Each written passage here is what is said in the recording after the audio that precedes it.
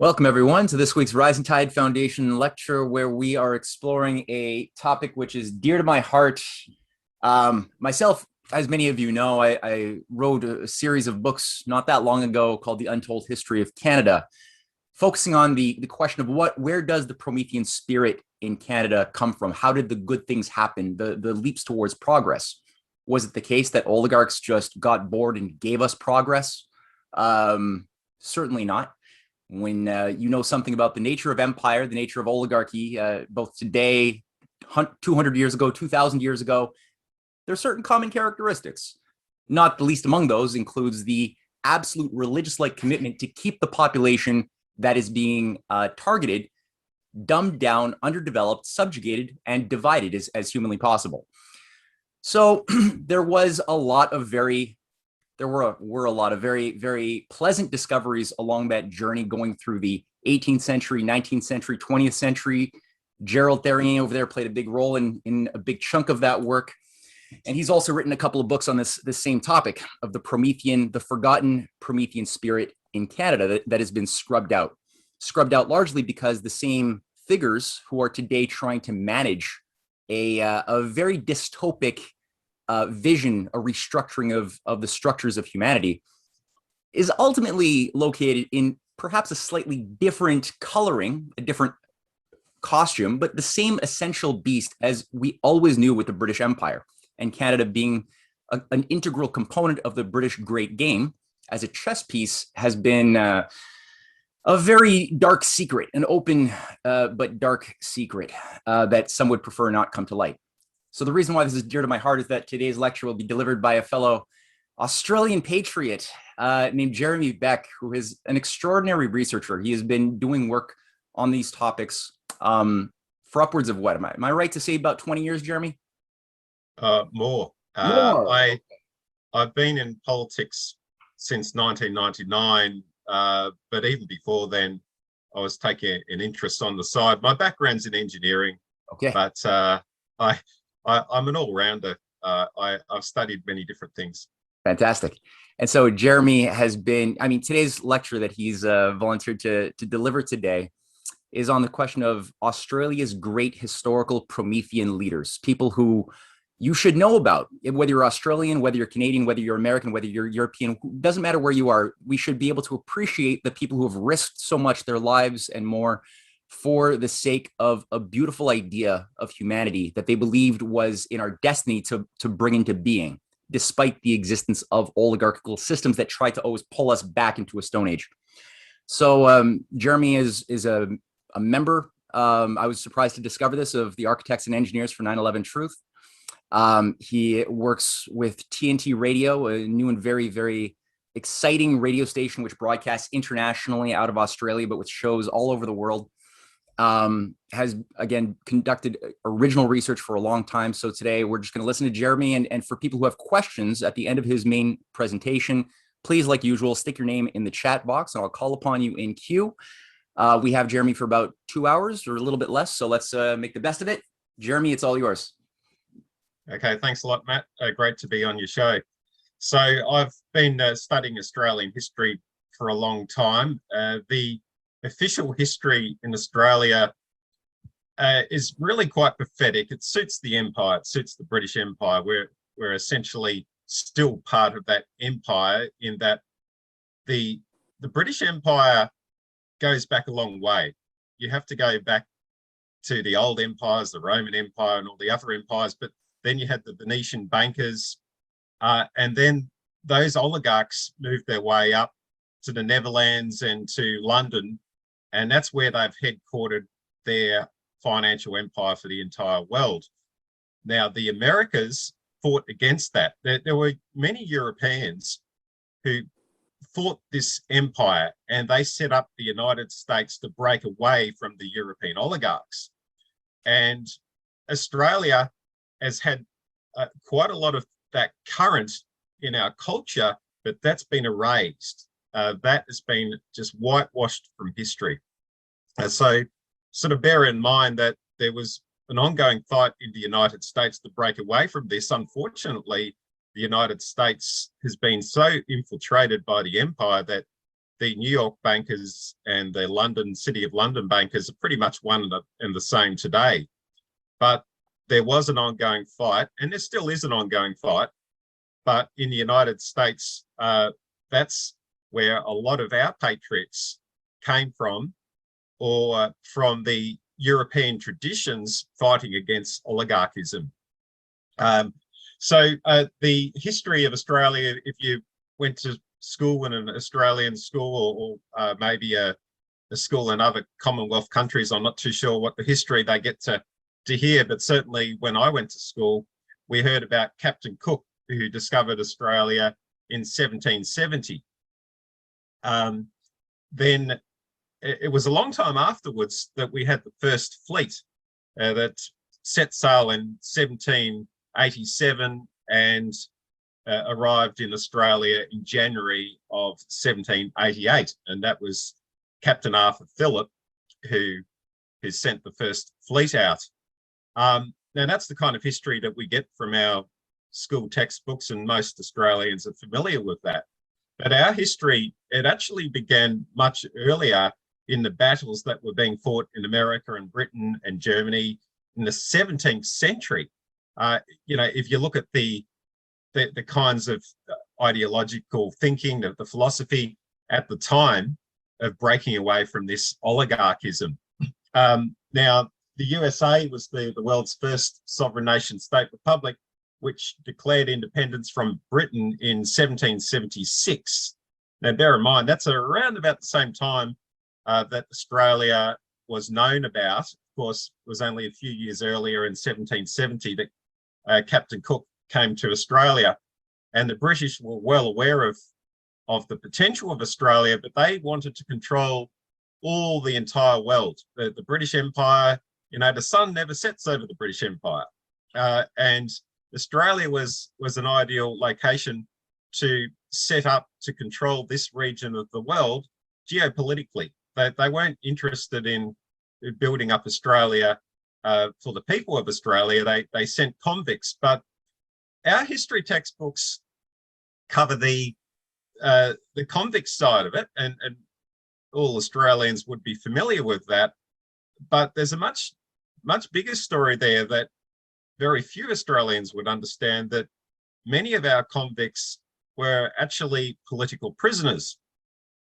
They were fighting the oligarchism, and they were circulating freedom papers. For example, Thomas Paine's The Rights of Man. It sold an incredible 1 million copies in England in 1791.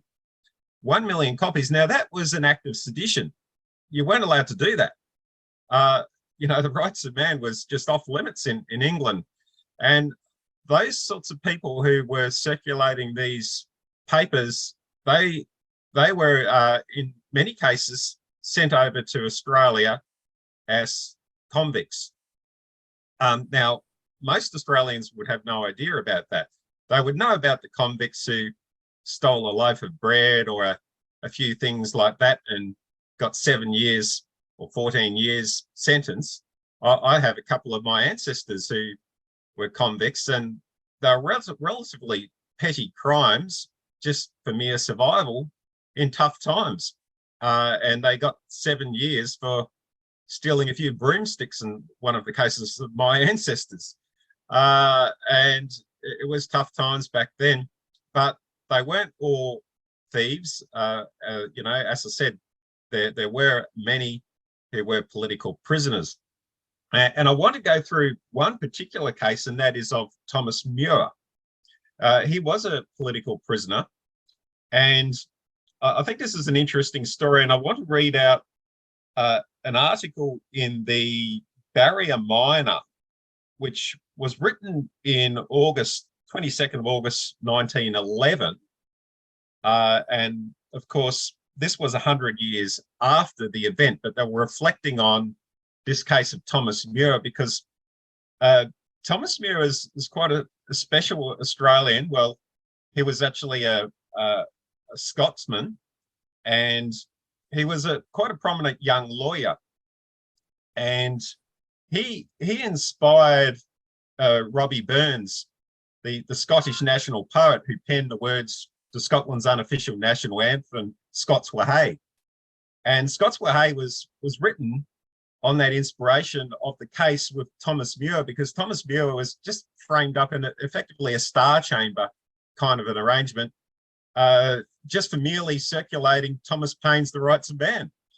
And I found this story in the old newspapers. I use a National Library website. It's called Trove, and if anyone hasn't seen it, I'd highly recommend Trove for the National Library. TROVE, it's like treasure trove, because you can access all the old newspapers in Australia for free. There's no charge because it's run by the National Library, and you can just do searches on it and find all sorts of interesting things, and it is really that treasure trove. But this article from the Barrier Miner, I'll read it out. It takes several minutes, but I think it's worth reading it all because it's an amazing story, just to give you an idea of the kind of things that were happening at that time. So remember, it's written in 1911, talking about 100 years prior. Here it goes. The following authentic accounts of the Scotch martyrs will be interesting to present-day readers as showing in what different times we lived to those of little more than a century ago, when men were convicted as felons for doing what today is regarded as deserving of praise. The Scotch martyrs, Messrs. Muir, Palmer, Margaret and Skirving, were sent as felons to Sydney in the year 1794. And their crime was inciting certain citizens of Edinburgh to present a petition to the Crown for universal suffrage. In support of this, at that terrible accusation, it was, at that time it was a terrible accusation, it was given in evidence that these unfortunate men at certain meetings of a society called the Friends of Liberty had made use of the following unguarded language. We are oppressed with taxes.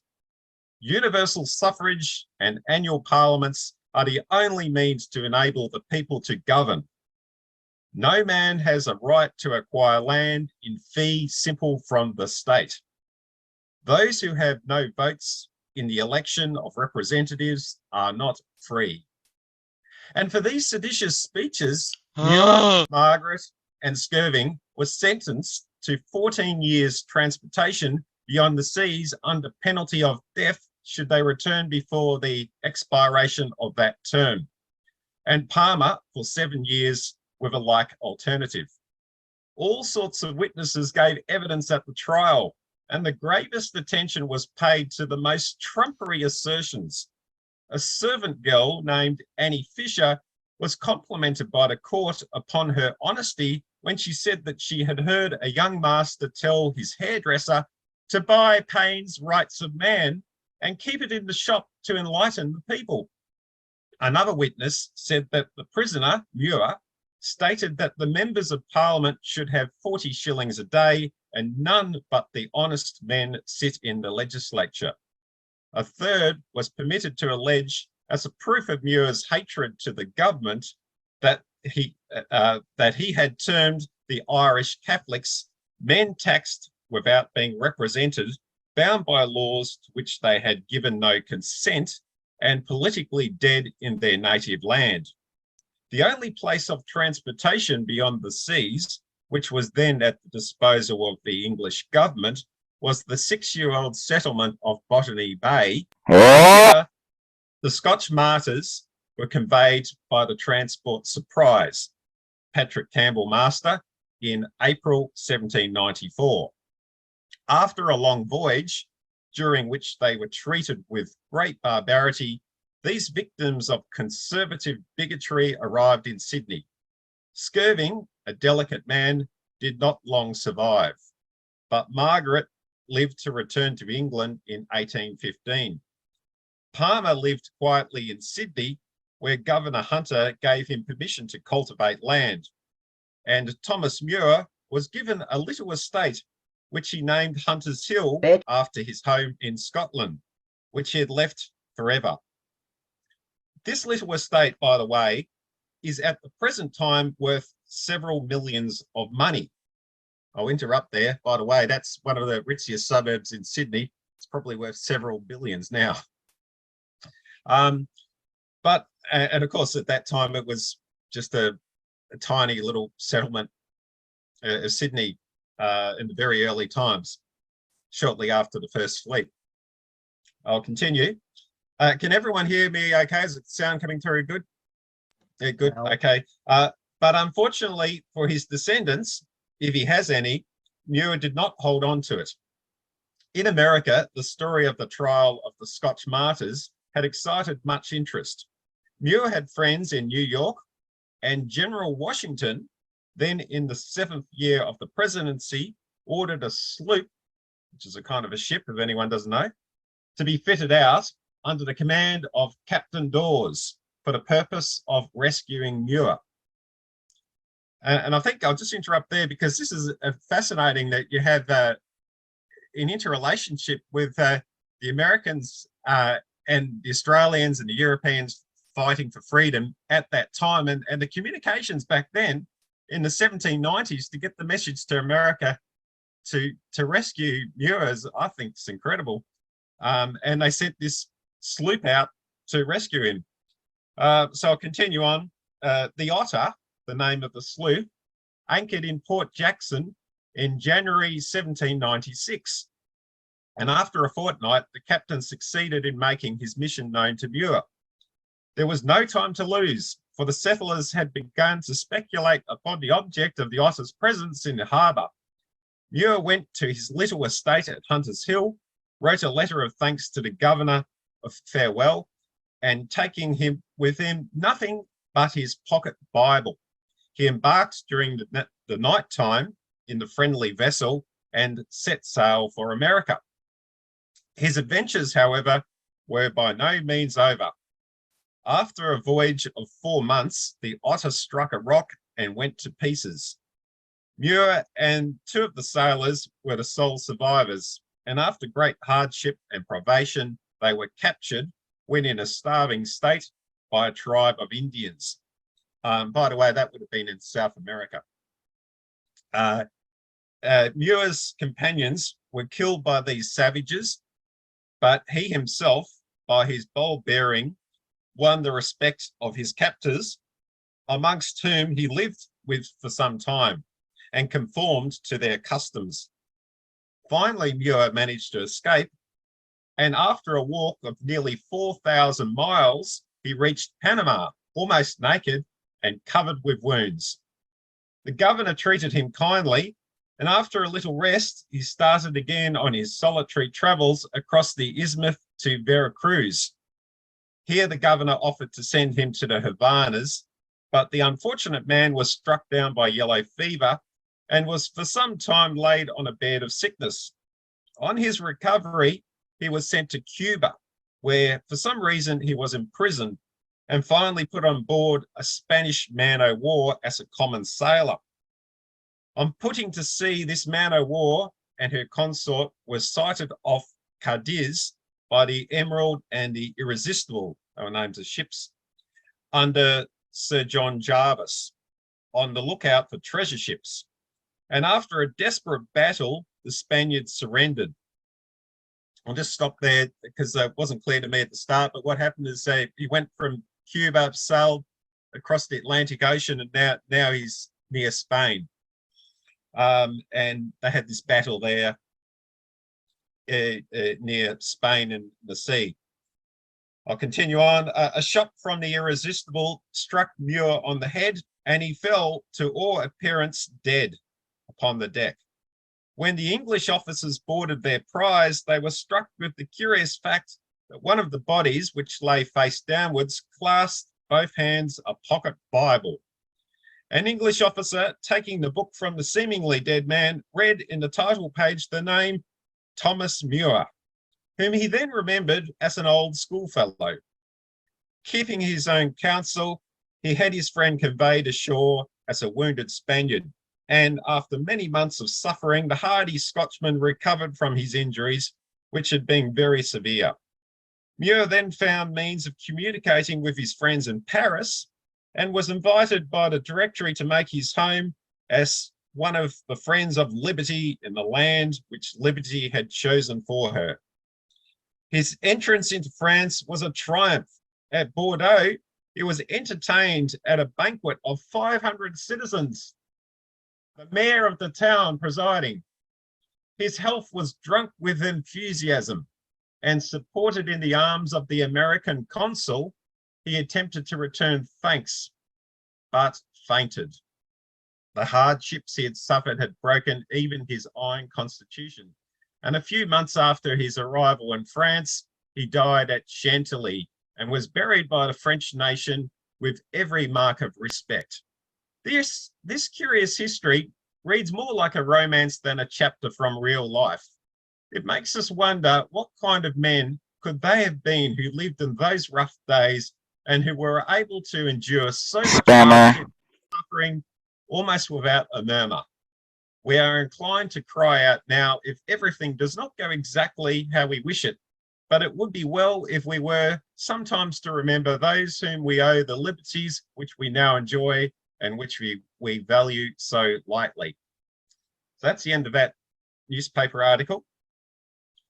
I thought that was interesting about the freedoms which we now enjoy, because remember, this was written in 1911. So we're talking about before World War One, and it's just remarkable the communication between all those freedom fighters all over the world. It's incredible. It's like today's internet, and back then they somehow managed to get the message around the world to save their fellow freedom fighting Australian. Now I want to cover I think one of the most remarkable Australians whom is just pretty much just whitewashed out of history.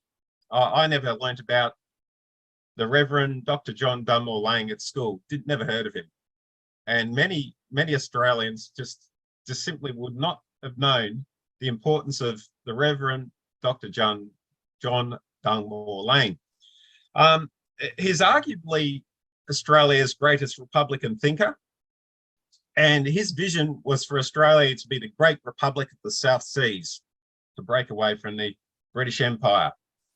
And he's just been airbrushed out of history, but he nearly pulled off a republic in the 1850s. And he would have been inspired by the likes of Muir and Thomas Paine and all the great freedom fighters before him.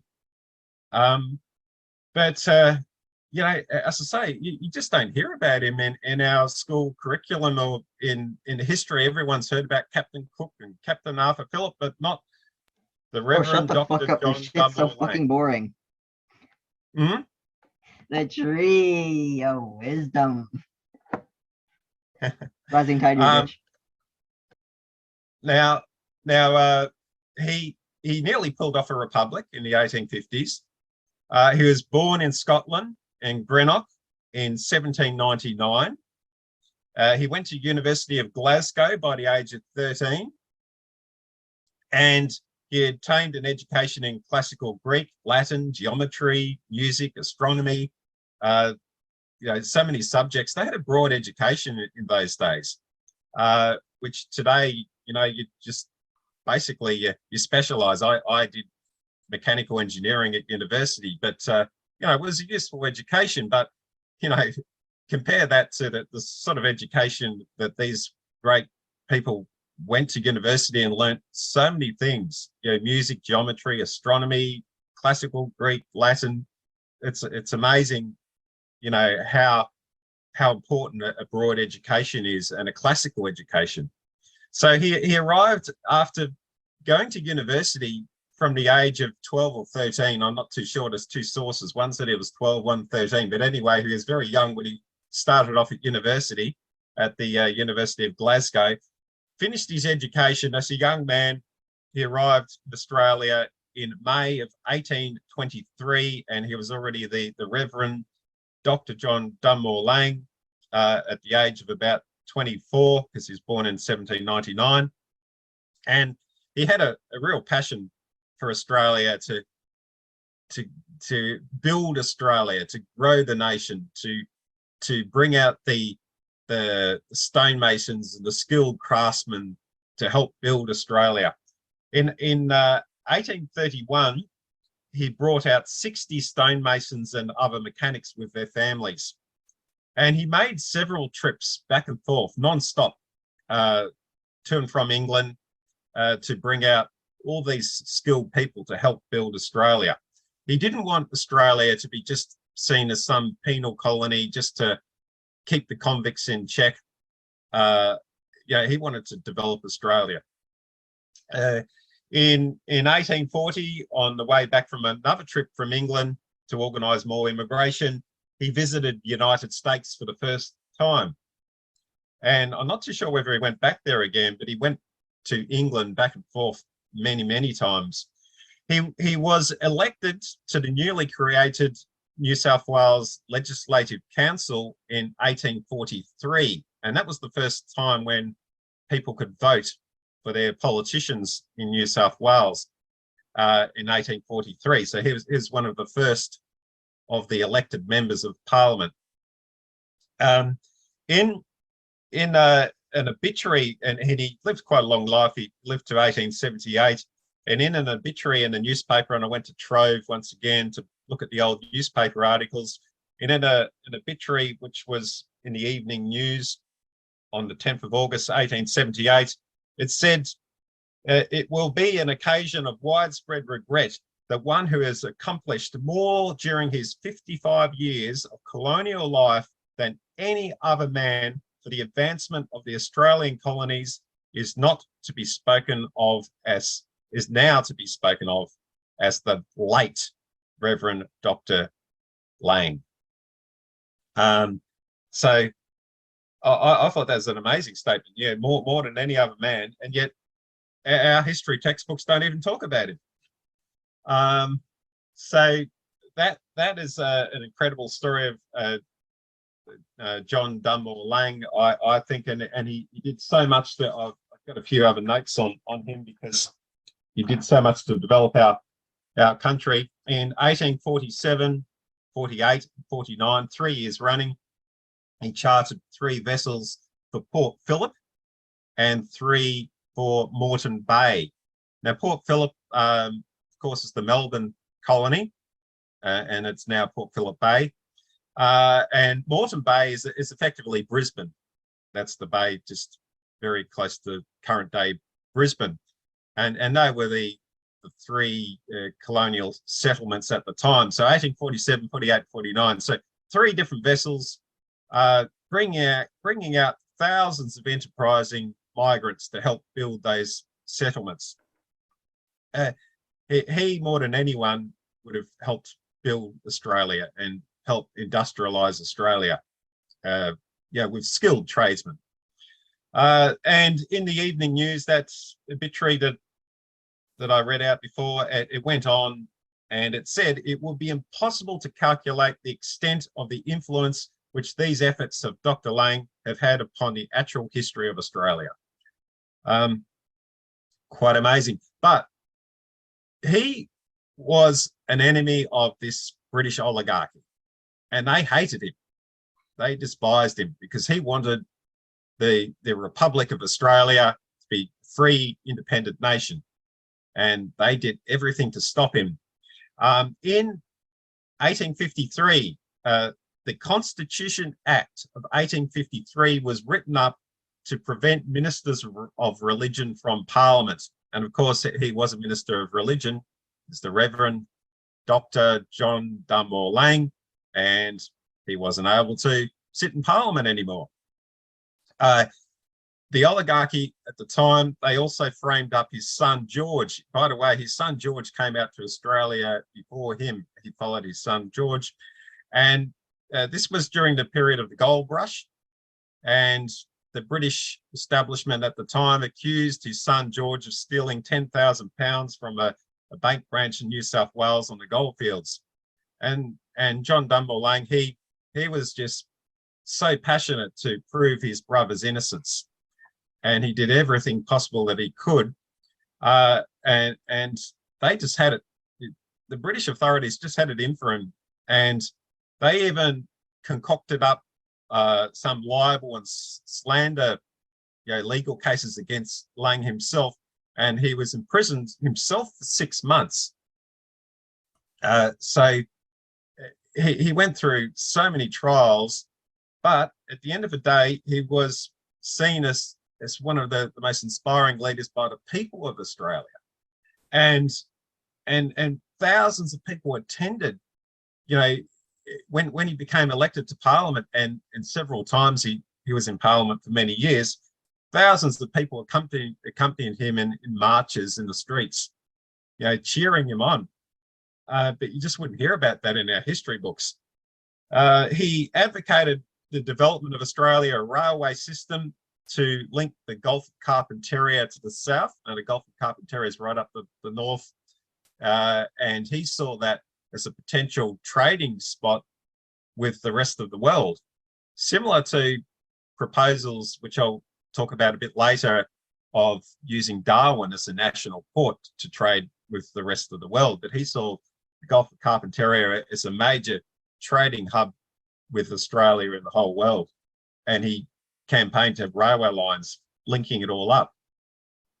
He campaigned for the separation of Victoria and New South Wales, which actually did occur. It occurred in 1851, because he didn't want a concentrated power of, originally New South Wales controlled all of Victoria, and it was just the British establishment controlling the whole area. And he wanted Victoria to have its own independent governance, so that there's more local control rather than all some top-down, British oligarchy controlling the entire lot.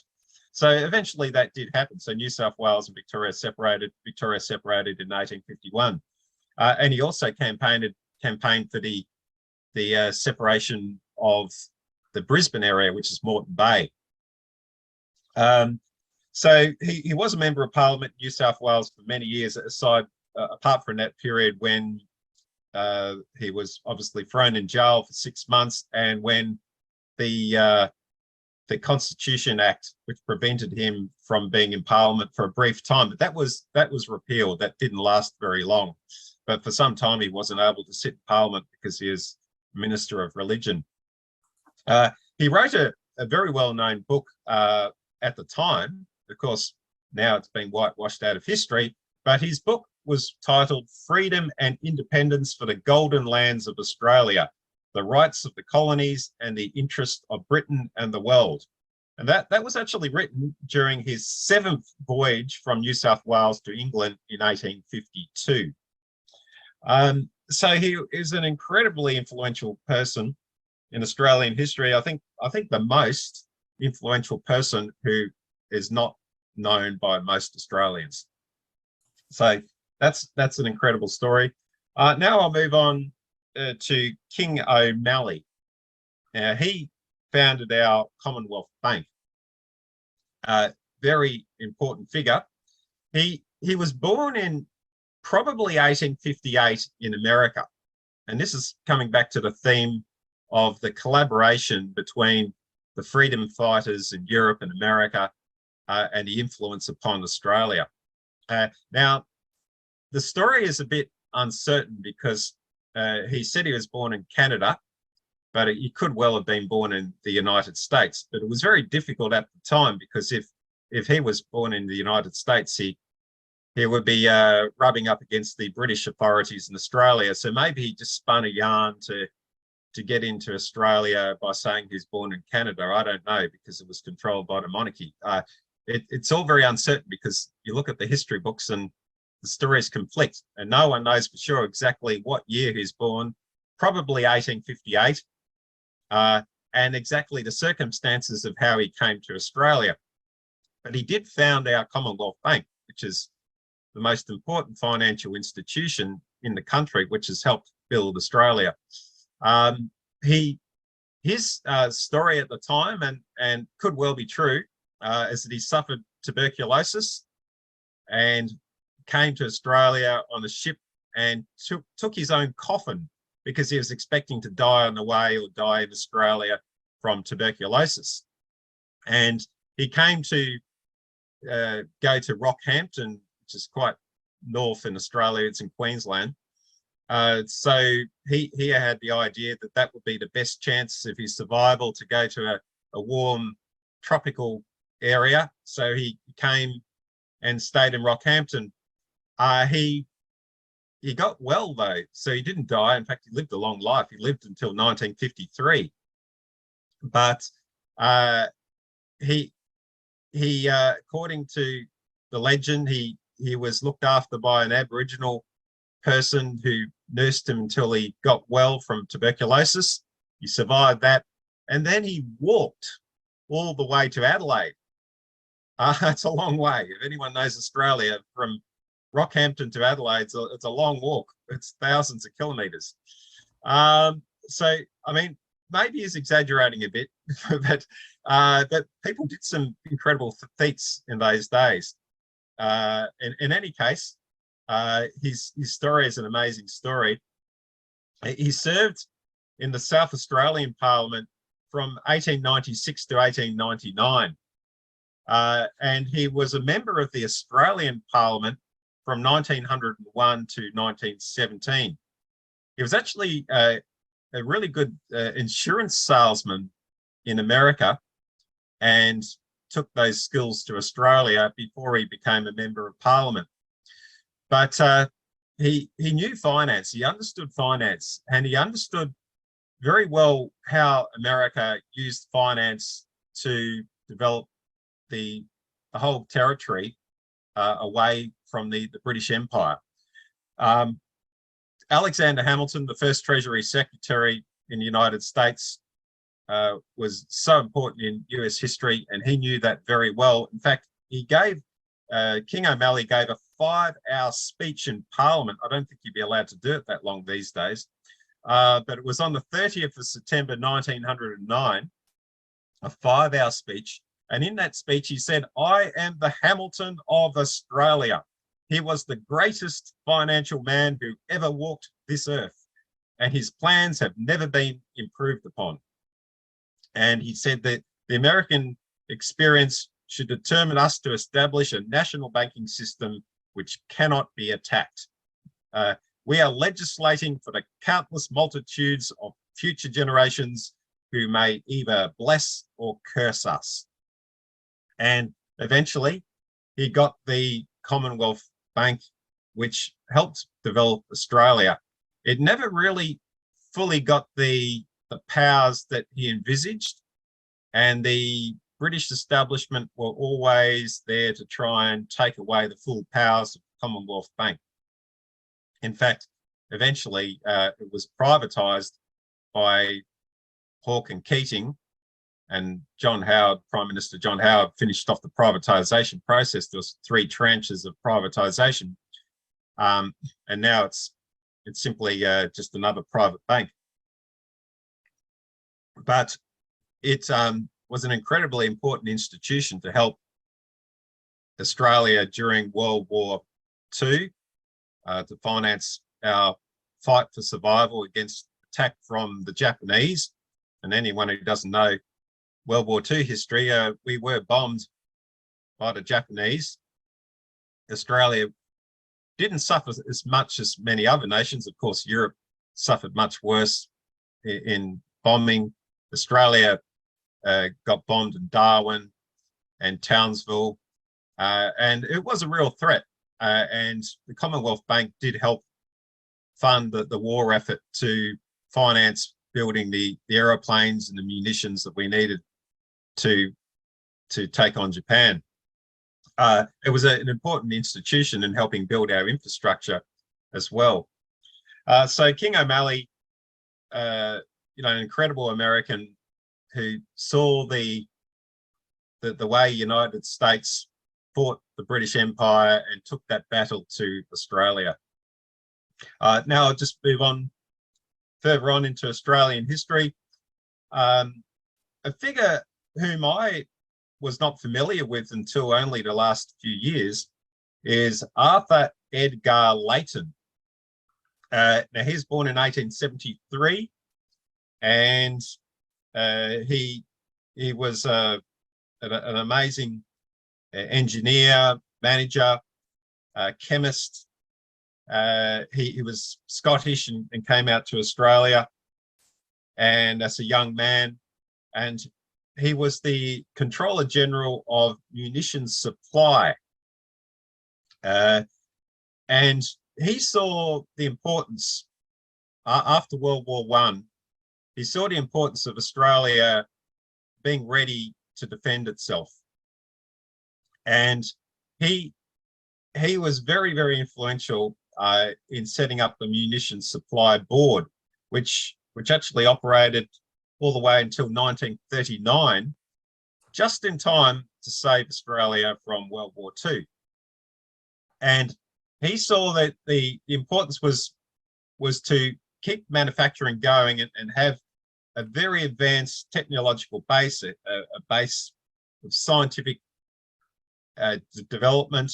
He set up support laboratories to ensure that the munition supply meshed in with the manufacturing capability. So you could switch over. You could, have domestic manufacturing capability, but in a time of war, you could rapidly mobilize to build the munitions at a time of threat. So he set up the largest industrial support laboratories in Australia. And this was in the interwar period between World War I and World War II. And General Douglas MacArthur, US general that is, he concurred that this extraordinary domestic productive capability which Australia had, and remembering that we only had a mere 7 million people at the time, so it's a pretty small economy, but just our technological capabilities and abilities to build the munitions in time to save Australia in World War II was quite amazing, and General Douglas MacArthur acknowledged that. And Arthur Edgar Layton was the man behind this, who helped establish the largest industrial support laboratories, which saved us in World War II. And he had that vision to mesh that in with the manufacturing. So I think he's an important figure in history, just because he's not very well known, and he did really develop that industrial base, which gave us the capability to pull through in World War II. If we didn't have that, we might have been taken over fully by the Japanese. I think I'll move on to Ben Chifley. Now, he's a different sort of a person because he's not an unknown. Most Australians would have heard of Ben Chifley, our Prime Minister. He was the post-World War II Prime Minister. And he served as the 16th Prime Minister from 1945 to 1949. So he's not unknown, but I'm mentioning him today just because it's just the character of leadership. And in those days, we just had a completely different character of leadership than we do today. Today, we just have career politicians who are just puppets. But back in that day, they certainly weren't. And Ben Chifley, he rose his way up to become Prime Minister from just being a train driver. He was a train driver. He drove trains for passengers and also freight trains. He did both. And he just worked his way up, from just an everyday worker's job.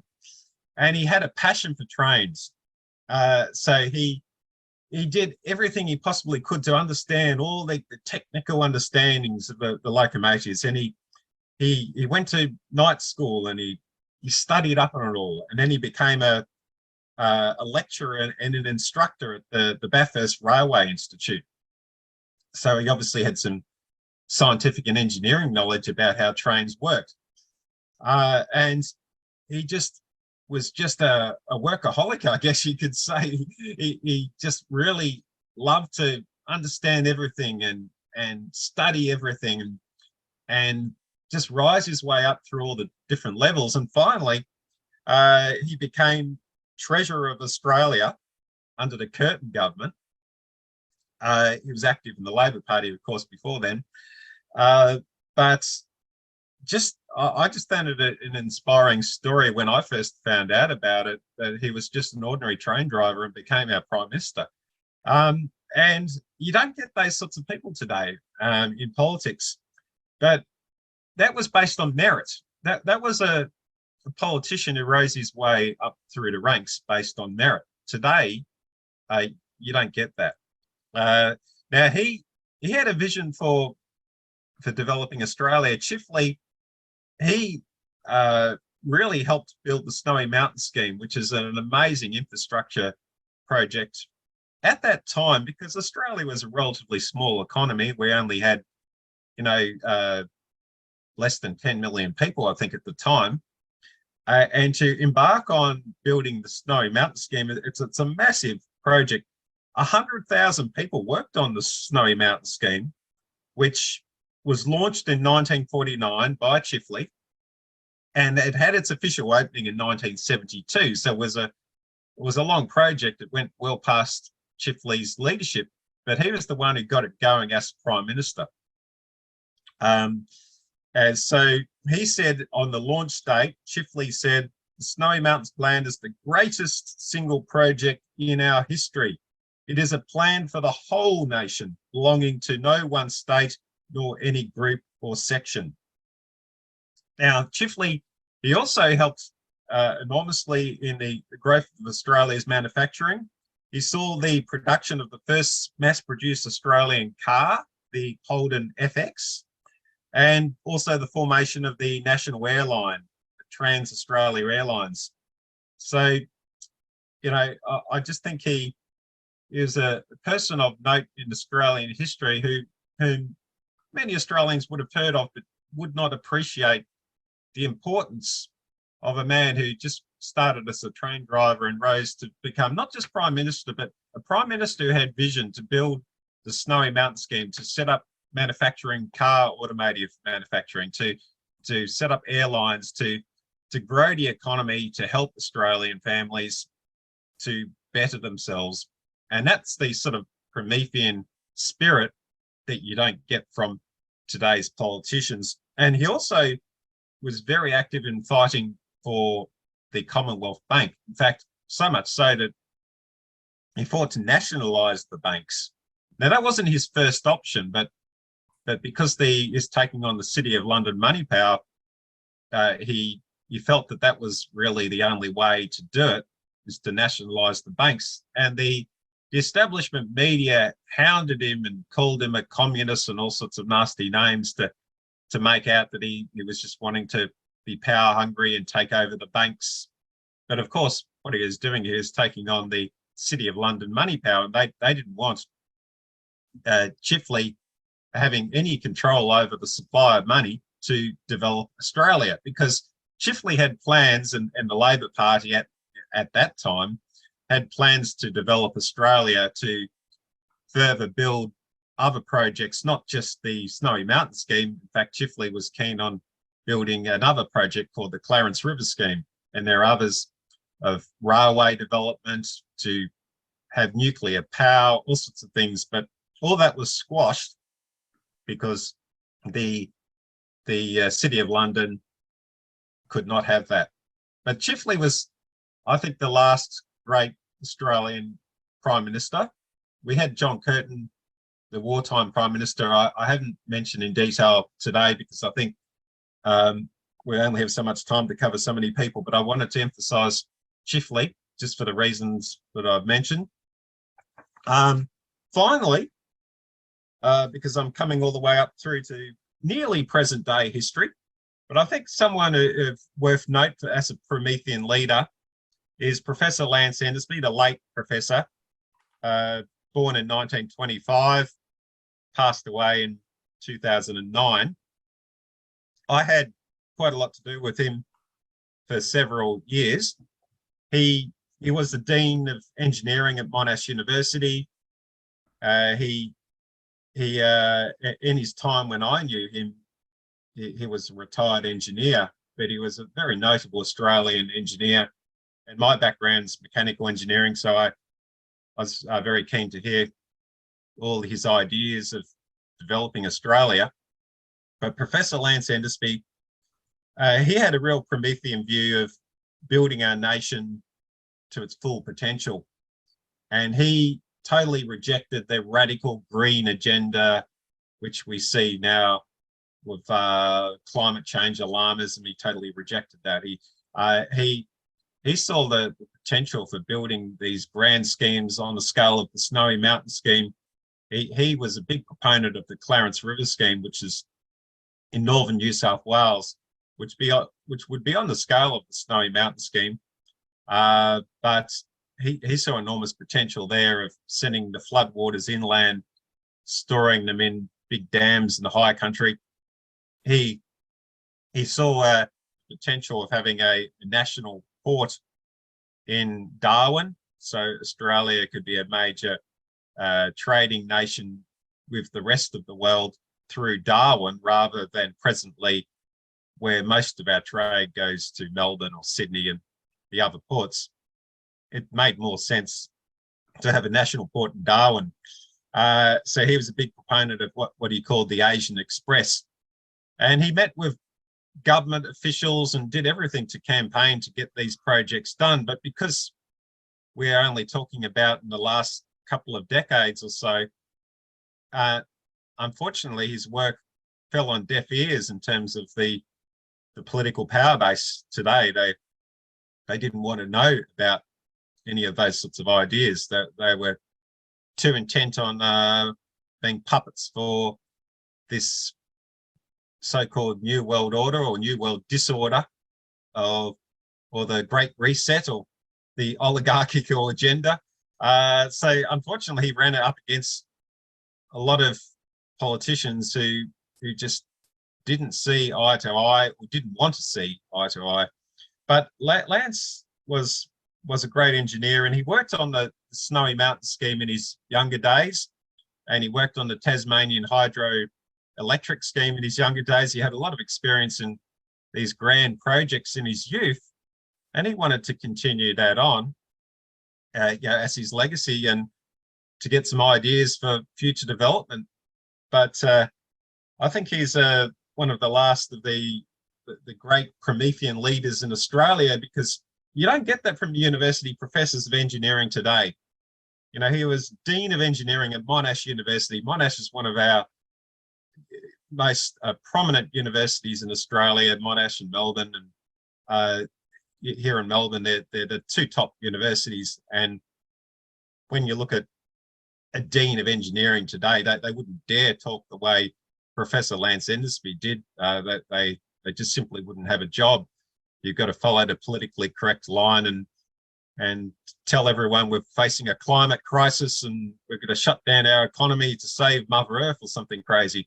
But that's the kind of mentality there is today. But here's one of the last of the great professors of engineering, and great more than that, because he had a bigger vision. He looked at bigger issues as well in developing Australia.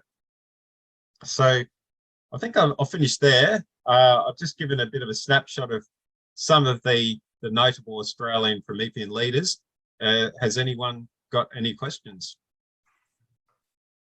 Thank you very much, Jeremy, for that comprehensive introduction. And if you have any links as well, that I'm sure you'll have definitely inspired some people to want to take a deeper dive into some literature and reading material. So if you have any links you'd recommend that people dive into who would like to read a lot more about some of the topics and personalities you raised, let me know, and I'll put them in the description box of this video. I think that'll be yeah. So yeah, sure. There is a publication. It's called The Fight for the Australian Republic, which was produced by the Citizens Electoral Council, which I was formerly associated with. And I recommend that because there is a lot of good history there. And that's just as an overview of some of those leaders and many others. And I only just glossed over the top there.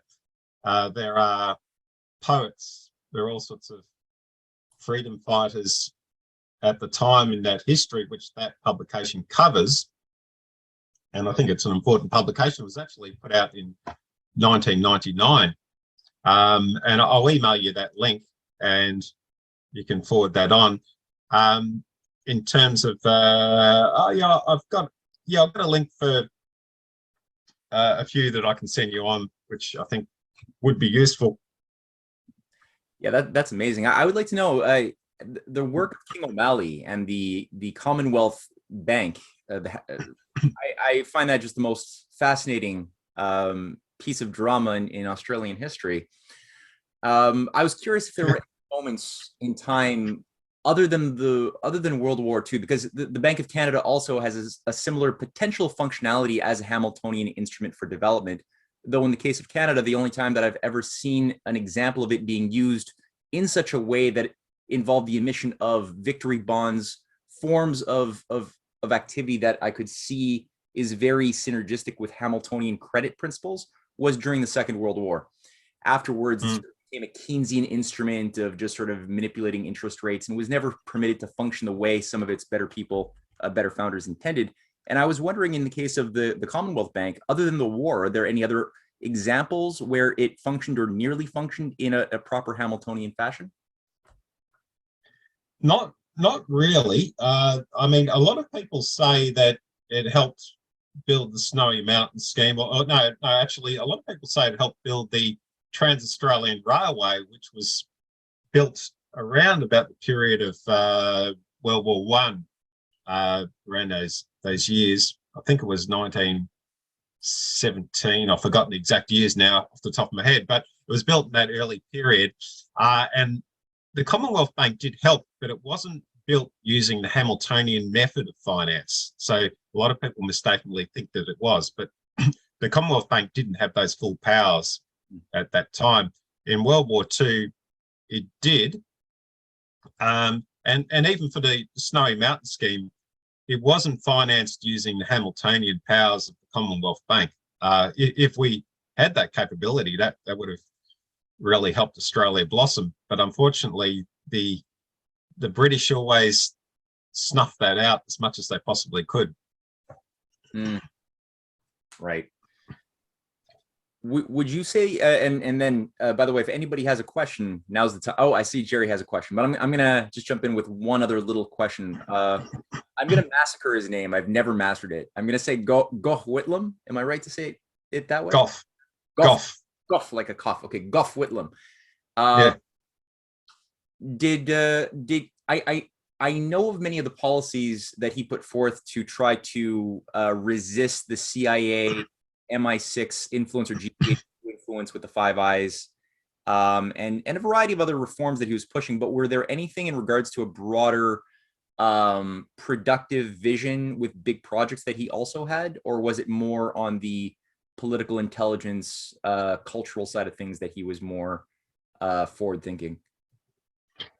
His administration wanted to buy back the farm, is how they described it. And that was a big picture idea of developing Australia. And they had plans for nuclear power and plans to develop our manufacturing and use our resources for our own development. The mining boom that we had in the Howard years under a Gough plan, that would have been used not just to ship off raw materials, but to process them for our own development. So that was under Gough. He proposed all that, but it was really snuffed out. Unfortunately, I can't call Gough one of our great leaders, because although he did have some great ideas, I think it was more people in his administration rather than he himself. And also, I think he fell for a lot of the globalist agendas. So he went along with the idea of Aboriginal land rights, which is not helping Aboriginals at all. It's all about splintering Australia. And I highly recommend Josephine Cashman's material on that, because she has Aboriginal heritage herself. She's a prominent lawyer who was on the advisory council of our former Prime Minister Tony Abbott's, but she got pushed out there for exposing the whole Aboriginal land rights agenda, which was designed to splinter up Australia. And unfortunately, Gough Whitlam's administration, and from then on, pushed that agenda, which was backed by Rio Tinto, which is as big a shareholder as the Queen. And to this day, they're still pushing this this Indigenous agenda, apparently to help Aborigines, but really, well, they don't even call them Aborigines today. They call them First Nations people. But that's designed to splinter Australia up into a lot of microstates. And unfortunately, that whole agenda started under Whitlam. So he was duped, I think.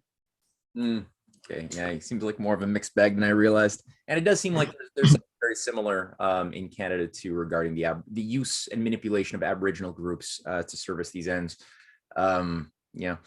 So there are a few people in queue. Jerry, go for it. Yeah, everyone's on mute, by the way. Okay, I hope you can hear me now. Yeah. Okay, thank you very much, Jeremy. That was very interesting, because I don't know a lot about the history of Australia, but I noticed in part of your presentation, you were talking about the Constitution Act in Australia. And I just know when the British wrote one for us here in Canada, and people think somehow we became, masters of our house. We could govern ourselves. We couldn't. I mean, the Queen was officially, well, at that time, the King, no, it was the Queen Victoria, was the head of the government. And the Privy Council in Britain could veto any legislation that was passed by the Canadian Parliament. And then when we got this dipsy doodle thing where they repatriated the Constitution back to Canada, we still have it where the Privy Council of Canada can veto any bill that's passed by our elected government. And they have been doing that recently. So I just wanted to ask, when Australia got a Constitution Act, was that similar to Canada's? I mean, did the British write that thing, or did Australians actually have a say in anything? It was a bit of both. We had, if you read our Constitution, which was 1901, we had some parallels, interestingly enough, with the American system, but the British ended up controlling it. So it was only just a bit of symbolism there. We've had the House of Representatives and the Senate, just the same as you have in the United States, and that was the Republican view to try and move towards that direction, rather than the British as the House of Commons and the House of Lords. And the House of Lords is unelected lords, whereas our Senate is elected senators. So there's no position there of hereditary or some sort of status position. They're all elected. So the Constitution in Australia had some elements that, some Republican-inspired elements, but overall, it's really directed from the British Foreign Office, and essentially, it doesn't give us very much control at all. In fact, we have our Prime Minister is elected by the party, not by the people, except the only people who elect the Prime Minister are the individuals in that particular seat, electorate, which is just a small number of Australians, the particular electorate, and then they get elected to the Parliament, and then the party votes on the Prime Minister. And that's why we've had so many changes in the Prime Minister in recent years. We had Gillard Rudd, and Malcolm Turnbull was in there for a while, and Tony Abbott. We've had it's almost as bad as Italian politics, the number of changes of prime ministers that we've had. And the Australian people did not vote for that. That was all party politics. So we don't have a true sovereign nation state because we don't have a head of state elected by the people. People of Russia don't view as a curse. Now,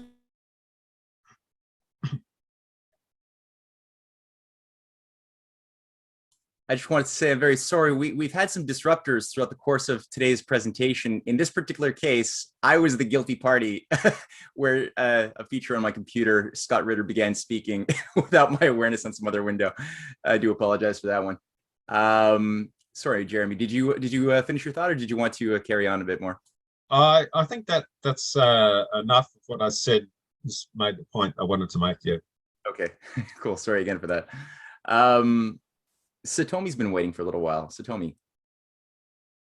Well, thank you.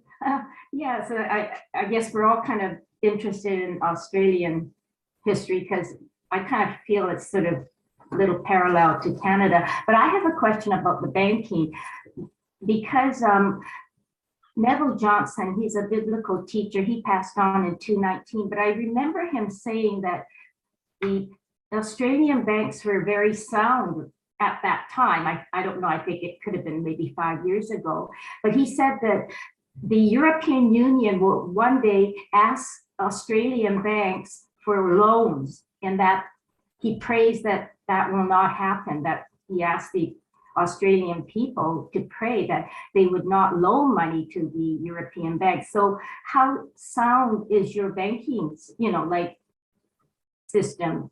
Is it pretty in good, good managed well? Well, no, our banks are very much in trouble. Our banks have, I think, more than any country in the world, have pumped the largest percentage of money into real estate. Our banks nearly, I wouldn't say nearly all, but definitely most, more than half of their money has gone into building the biggest housing bubble in the world. So all it's done is denied credit to industry and pumped it into a housing bubble, which has made housing unaffordable. The average price of a house in Melbourne or Sydney is around about $1 million. And when you add interest payments on top of that, it makes it unaffordable for people on an average wage. Whereas once we used to be able to support a family on the average wage, including, it was always the Australian dream to own your own home.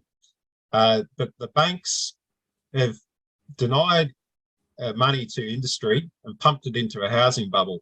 On top of that, we have laws which were passed in the last few years for bail-in. Now, this was not an Australian project. This was done through the Bank for International Settlements, and it was directed to many nations to push bail-in laws so that in the event of a bank failure, instead of the government bailing out the bank and dealing with the problem, the depositors would lose their money through bail-in. And it's all written into our legislation. Our parliament passed the bail-in laws a few years ago. And now it's the case that if a bank gets into trouble, the bank regulator, APRA, Australian Prudential Regulation Authority, they would go in and order a bail-in. So that's on the books, ready for the next banking crash. And I wouldn't be surprised if we see one quite soon. The way the world's going right now, we're in deep trouble in the world economy, a lot of geopolitical tensions. We've just had the last more than 2 years of COVID madness, where Australia has been one of the most aggressive nations to lock down its populations. I live in Melbourne, and we were the most locked down city in the entire world under our Premier Dan Andrews, which has really decimated businesses, and it makes for a very fragile economy, and our banks are part of the problem. So we're in deep trouble. They could implement one of those bail-ins anytime that the banks are deemed to put the whole financial system at risk, because they're not concerned about people's welfare. They're concerned about financial stability, and the financial stability is not concerned about welfare either. It's just about just keeping their system going rather than having a major crash which will force a change for the better. Oh, thank you. It sounds like it's the same as all of us, the banks. Okay, thank you very much. I have a question from somebody listening in asking, if you could say a few additional words explaining the Snowy Mountain project in a little bit more detail. They've never heard of it. Oh, sure. Well, the Snowy River, it flows out from the Great Dividing Range, a series of mountains. It flows out towards the south, the Southern Ocean seas, whereas the Snowy Mountain scheme diverts the flow of that river more inland, and there's a whole series of pipes and tunnels through the mountains to divert water and store it in dams. And the aim of it is to send much of the water into the Murray-Darling Basin, which is the most productive agricultural region in Australia. So you can either pump water over the mountains to the other side, or you can tunnel it through. And the Snowy Mountain scheme does all sorts of things like that. It's quite a complex scheme. There are numerous dams, numerous power stations. One of them, Chimmet 3, has got 6 massive pipes that go down the hill, and the pipes you could drive a double-decker bus through. I think they're that big. They're massive pipes, and you know, that's quite a sizable power station. There's several power stations, so it was designed to utilize the coal-fired power at night time when people aren't using very much power, but the coal-fired power station's still got to run 24 hours a day. And you may as well use that energy to pump the water up into dams at the high level. And when you do need the power, at the time when everyone is coming home from work around 6 o'clock at night or so, when the power demand is high, then you can switch on the hydroelectric scheme and get more power out of it. And of course, it's designed for sending water to agricultural regions. But it's a massive project, and it helped transform many areas which were previously just desert into productive agricultural regions. And for my own sake, I know you said this, but what time frame, what years was this being built? That was a post-World War II period, all the way through to the 1970s. I think it was 1974 when it was opened, if I remember rightly. Yeah. So post-war project, post-war development. My mother says, "Oh wow, that reminds me of Nawapa." Thank you. yeah. A lot of strong similarities there. And for those who don't, yeah, North American there are airlines to there move definitely are. north Yeah, to the California and Texas region. I was wrong. It was actually opened in 1972. They're 1949 to 1972. Wow, great. We have Paul who wrote his question out again. It's very early, so he can't wake up other people living in his house. He wanted to bring up 2 figures. You already spoke about Gough Whitlam, but there was another figure that he brought up in his question, which was NSW Premier Jack Lang. He'll say a few words here. NSW, first of all, what does NSW stand for? That's New South Wales. New South Wales is our state. Okay, that's for me. All right, so New South Wales Premier Jack Lang, who fought the British banks over the need for public spending as a recipe for mitigating the effects of the then global depression of the 1930s, that was a significant fight against the empire's banking arm. So would you that assessment? Would you have anything more to say about this figure, Jack Lang? Yeah. Oh, sure. I mean, Jack Lang was a great historical figure, premier, had a lot of support from the people. But of course, the money power hated him and did everything to try and stop him. But there is quite a lot, and I'll send you those links, and there's a publication which has a fair bit of a rundown on Jack Lang and the fight for an Australian Republic. He's in there. But that was a time in the Great Depression when people were just desperate. I mean, Australia suffered a lot in the Great Depression, and we had very high unemployment. And Jack Lang was doing everything possible to help the working men. But of course, the City of London bankers said, "Oh, let them die, basically. I mean, they didn't care. I mean, it was just, but Jack Lang was just a fierce opponent of the system, strong leader, and he got in the road of the money power. So there's a whole history on him in that publication. On this note, Jeremy, I got a quick question. Since Cynthia and myself have been doing a lot of work lately, just trying to piece together in our own minds the networks, the pro-fascist networks, both within the USA, but also within Canada, federal, English Canada, French-speaking Canada. We had a big fascist party, fascist movement around a romanticization of a pro-Nazi ideology. Britain, you had Sir Oswald Mosley, who was very closely in bed with leading Fabians, as well as we're discovering.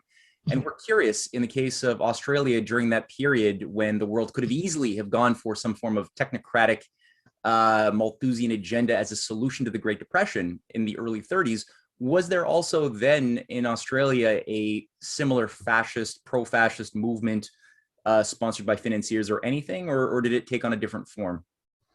There definitely was. The establishment created the old guard and the new guard, and they were very pro-fascist movements, had a lot of backing, and that was a fight between them and the Labor Party against that fascist movement.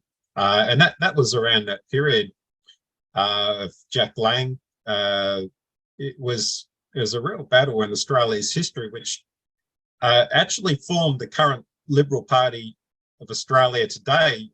You had Sir Wilfred Kent Hughes, who was one of the key founders of what today is the Liberal Party, saying why he became a fascist. And he is openly saying, and if you go back to the old newspaper archives, he was praising the fascists in the 1930s. And it was just open.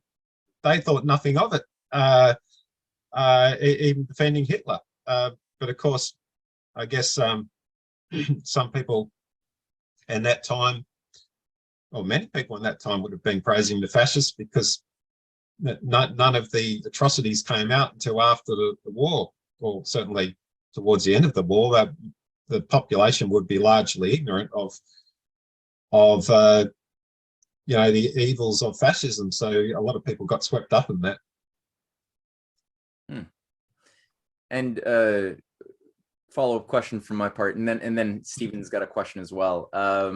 But the Fabian Society, I know in the case of Canada, for example, there was an official branch of the Fabian Society created in 1931. And in Canada's case, it was set up by 5 Rhodes Scholars, and it was called the League for Social Reconstruction, with the idea of creating a scientifically managed society as a solution to the Great Depression. Most of them, surprise, surprise, were also eugenicists. They created a political party, a political branch called the National Democratic Party in 1932. Or no, it was called the Cooperative Commonwealth Federation in 1932. And then it had a name change in 1960 to become the NDP, the National Democratic Party. And a lot of these figures, in the case of Canada, at a certain point, they couldn't get political power since the Liberal Party was the dominant party, and then there was the Conservatives, the Tories, sort of vying, and there's no other party that really ever had any hegemony. So the parasite seems to have taken advantage of a certain period of turmoil in the late 50s to oust the pro-development, pro-Franklin Roosevelt statesmen from the Liberal Party, and they were purged in a palace coup. And the Liberal Party became sort of the new host that the virus took control of for a 5-year period. It took some years to get this to work. But essentially, this Fabian Society apparatus, with all of its ideology, infused itself into the Liberal Party, which is sort of what took over with Pierre Elliott Trudeau. And it never really changed since that time.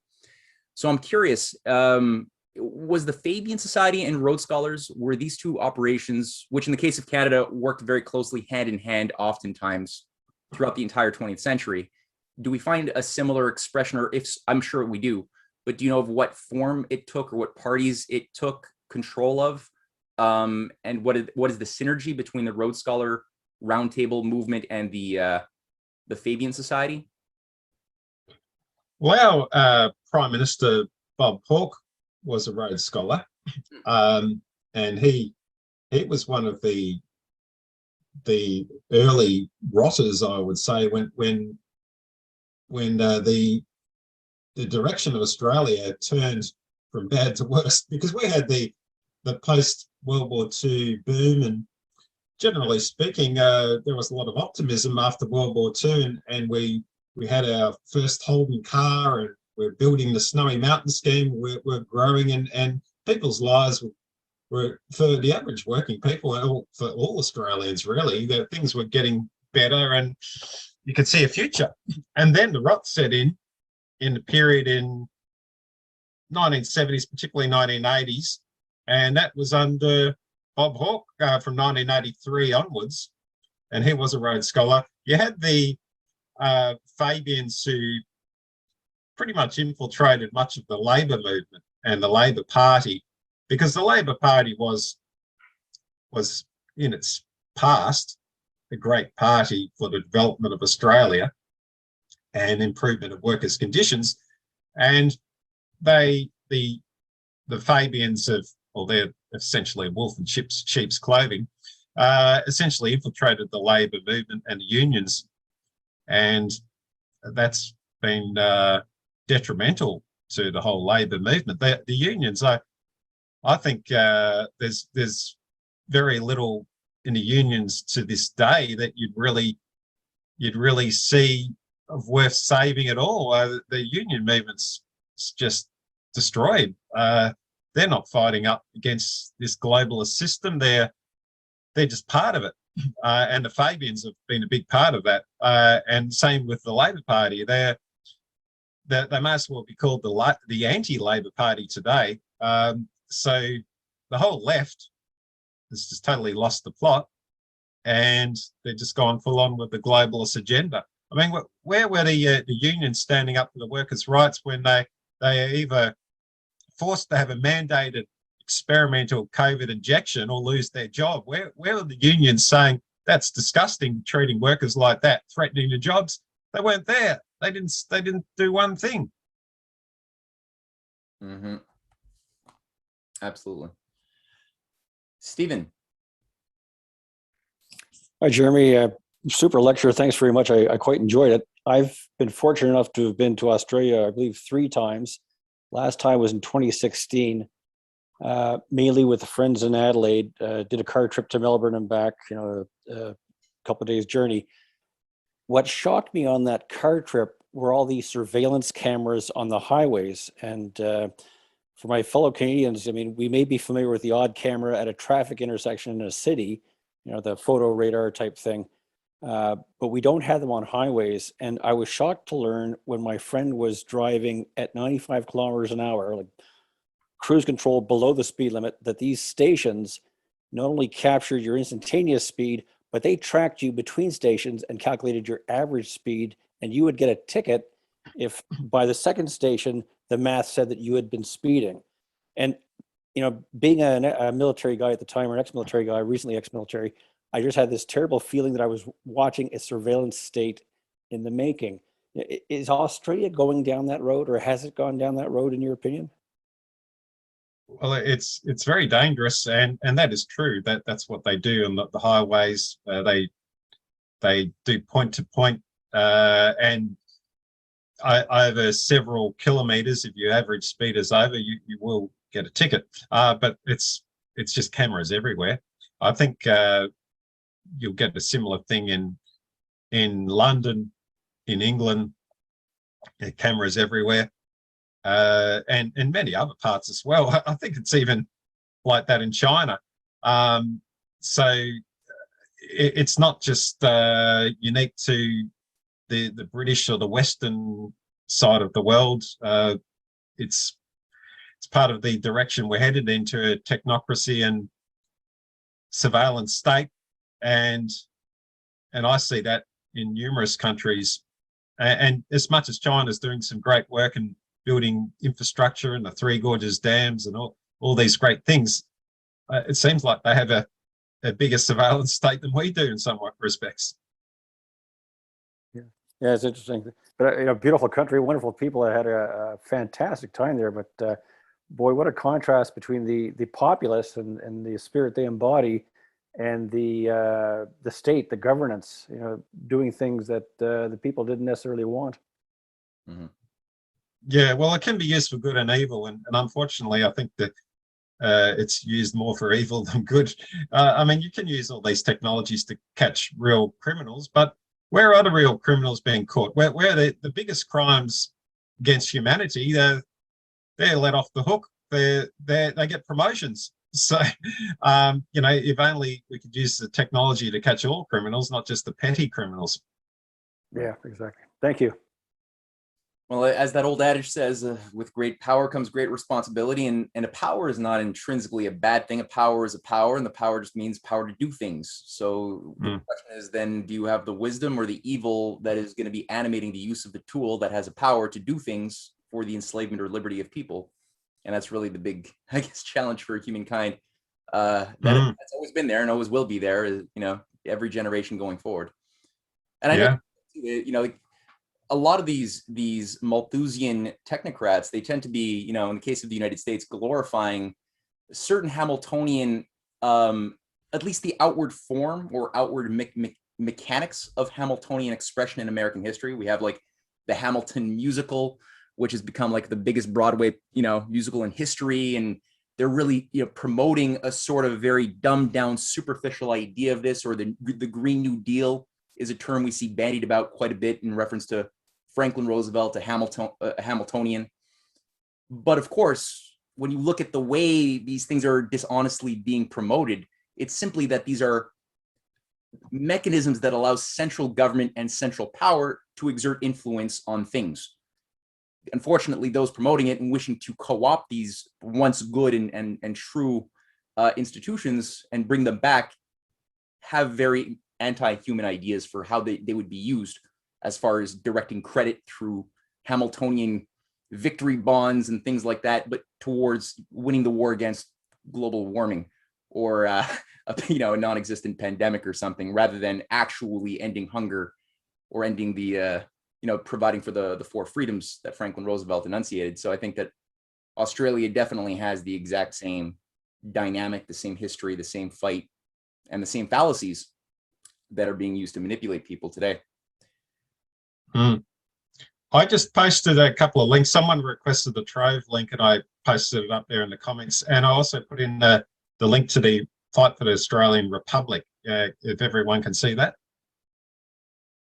Yep, that's good. I'm going to make that available as well on the description box to this video. Jeremy, do you have any personal website or blog or books or anything that you would like to tell people about or encourage people to check out, or is that still to come? I don't even know about still to come. I don't have a personal website. I don't intend to send one up at this stage, maybe in years to come, but certainly no immediate plans. I'm too busy doing a lot of work with TNT Radio, and I'm just happy to get the message of truth out there, because the mainstream media are just shutting it all down. And TNT Radio, if everyone is familiar with it, good. If you're not, check it out. In fact, I'll put a link into TNT Radio just in case people are not familiar with it, because you'll get all sorts of views on TNT Radio, and you're not going to necessarily agree with them all, but overall, they got some great people on, and it's a platform for freedom of speech against this technocratic agenda.